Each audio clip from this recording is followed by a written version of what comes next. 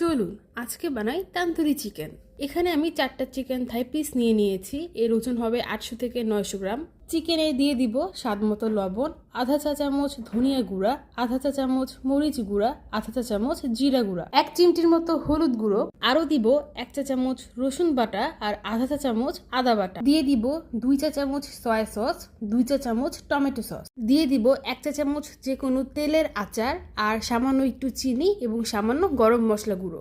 এখন লাগবে আধা কাপ টক দই, তবে টক দই না থাকলে আমার মতো আধা কাপ তরল দুধের সাথে 1 টুকরো লেবু চিপে নিলেও হবে। সবকিছু একসাথে ভালোভাবে মাখিয়ে 1 ঘন্টার জন্য রেস্টে রাখবো। আরো বেশি সময় রাখতে পারলে আরো ভালো। ভাজার আগে চিকেনের গা থেকে যতটুকু সম্ভব মশলা সরিয়ে নিচ্ছি। ভাজার জন্য ব্যবহার করছি সরিষার তেল। চুলা হাই হিটে রেখে 1 মিনিট করে 2 পাশ প্রথমে ভেজে নিয়েছি।